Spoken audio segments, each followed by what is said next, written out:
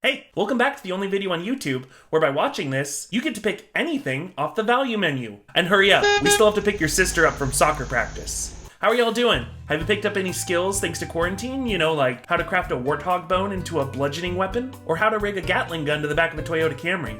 But let's talk about Dhar Mann. You may have seen his videos popping up on the trending tab recently, and I know that Cody Ko and Noel Miller did a pretty spicy That's Cringe episode on him. If you don't know who Dhar Mann is, let me introduce you to him. He is a serial entrepreneur with much experience navigating the highs and lows of success. And now he has decided to dip his little toes into storytelling on YouTube. Dhar Mann produces short little moralistic vignettes, kind of like a modern day Aesop fables. Like, the boy who cried wolf is now gold digger cheats on husband with boss. She lives to regret her decision. Or the tortoise and the hare is now husband's addicted to Fortnite. Wife teaches him important lesson. Each video teaches us an important life lesson or piece of wisdom that we can apply in our day-to-day lives. Like today's video, husband abandons wife with cancer. What happens next will shock you. And let me tell you, it's a shocker. And before we get into this video, I have an important announcement. I'm now a full-time YouTuber. You know, the channel's just been doing so good and no, not really. I was actually laid off from my job. So now I'm just doing this till I find a new job. So make sure to like, comment, and subscribe, and maybe I'll be able to qualify for monetization soon. But let's get into this video.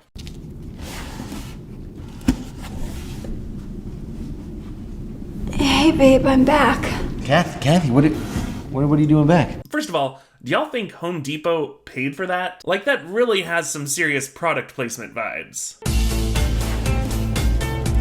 All the different Home Depot boxes conveniently placed so the logo is facing the camera. I don't know, kind of an odd situation to even have product placement. A video dealing with a husband abandoning his wife with cancer? Definitely, that's where I want to be served some ads. Dhar Mann just pitched it like, here's my idea for the product placement. We will use your boxes to show how many life possessions and memories the piece of shit husband can fit in before his cancer sick wife gets home. I got done with chemo early today. What's with all the boxes? Uh-oh, somebody's busted. I love how casually he's playing this off like, babe, I thought your chemo went until 3. Now how am I supposed to escape and abandon our marriage without you knowing? Give me a sec.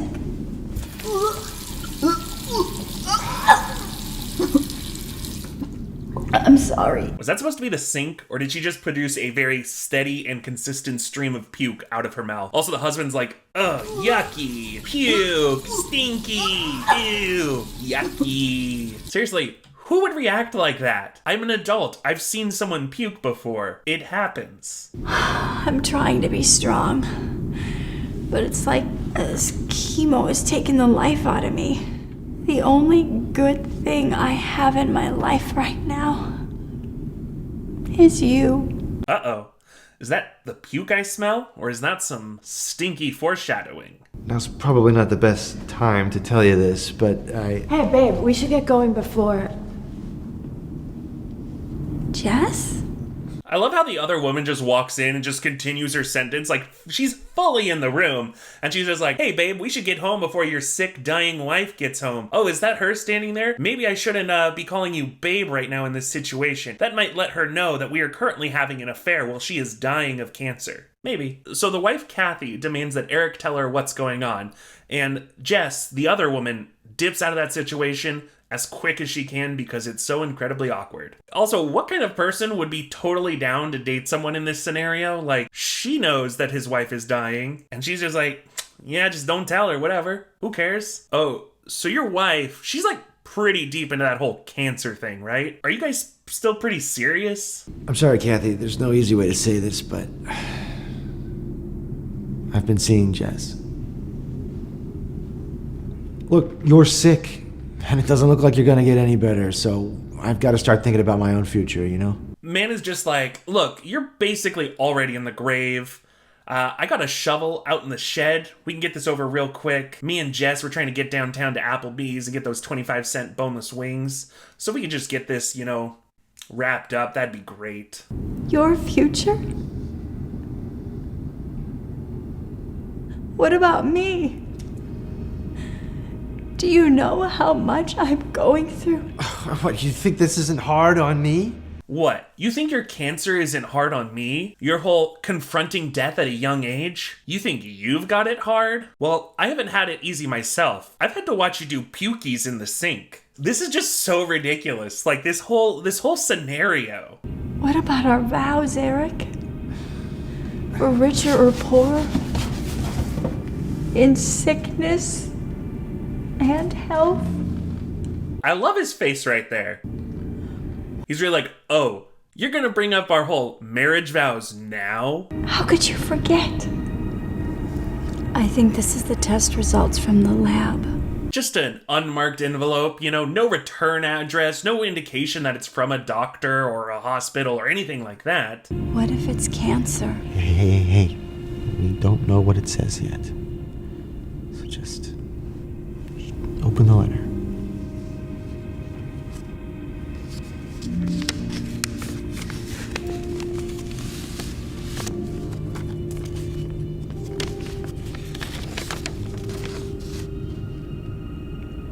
It's cancer. Do doctors really do that? I feel like if they're gonna break some seriously life-shattering news, they'd do it in person or at least over the telephone. What, am I gonna get a text from my doctor like, yo, you got a brain tumor. GG, bud. Pull up if you want to talk about it. We are gonna get through this together, okay? Together?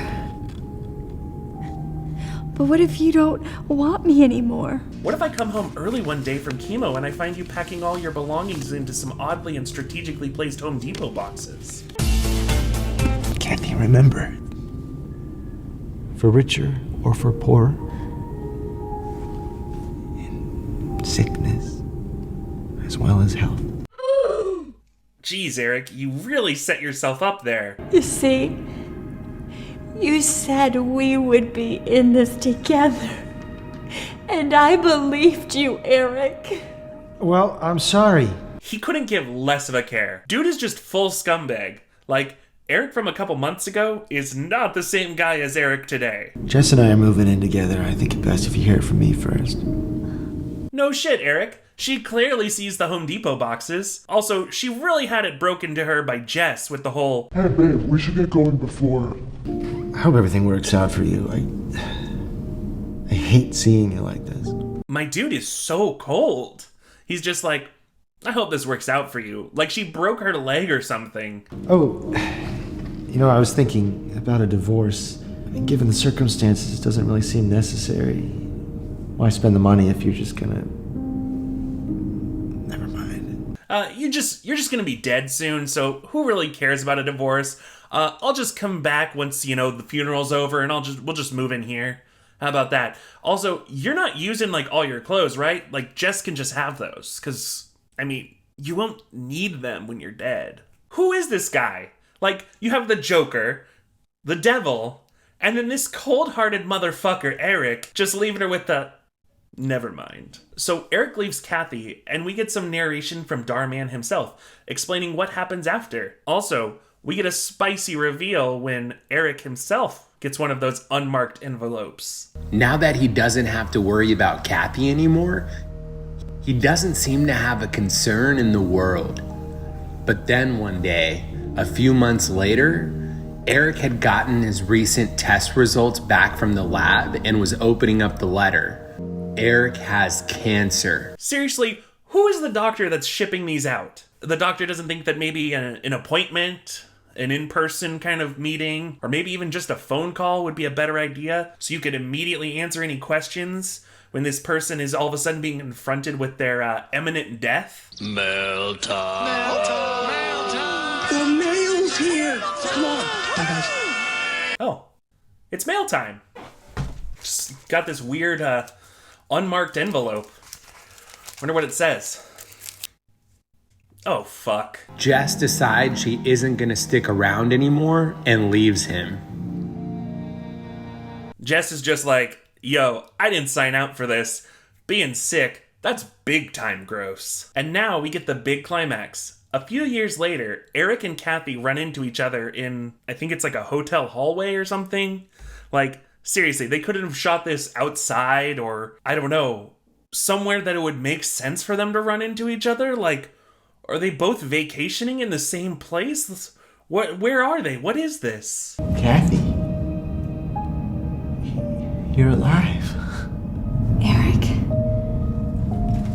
I almost didn't recognize you. So Kathy reveals that she fully recovered and beat the cancer, and Eric had no idea about this. Wouldn't he have still known that she was alive during, like, the divorce proceedings? Wait, did they actually ever get divorced? About a divorce.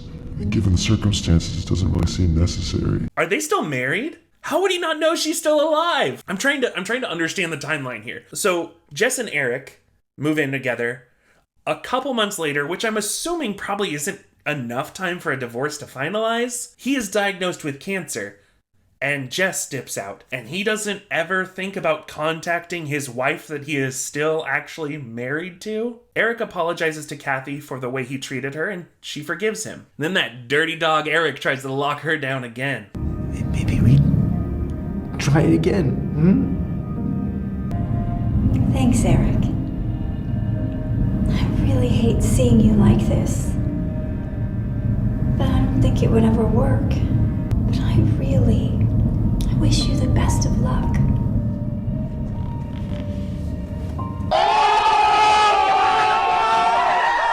Put him in a coffin. He is done for. So that's the end of the story. But if you were unclear on the message, we get a little more narration from Dhar Mann to explain it for us. I hope you love that message about if someone doesn't believe in you during your worst, then they don't deserve to be with you during your best. Did this man just drop a fake Marilyn Monroe quote on us? He totally did. So this leaves me with the question, who is this for? Like, I feel like you'd have to be a complete unempathetic monster to pull something like this on your husband or wife. And I don't think a YouTube video would maybe change your mind on that. Also, his moral at the end seemed like it was aimed at children, but this whole situation is not something a child would ever have to face. Like what, little Timmy is gonna break up with the girl he started dating at recess because she has to get her tonsils taken out? I don't know. This was a very odd one. So thank you for watching. I want to shout out Johnny Boy for their comment on my last video. I definitely think I could kick Jordan Tyler's ass. If you liked the video, make sure to leave a like, because remember, this is my full-time job now, and if you don't, Dhar Mann's gonna make a video about how much of a terrible person you are. Comment below and let me know what kind of situation you'd like to see Dhar Mann cover in their next video. If you enjoyed the video and wouldn't mind sticking around, consider subscribing. All the social media stuff's down in the description: Instagram, Twitter, Discord, MySpace, Bebo, Pure Volume,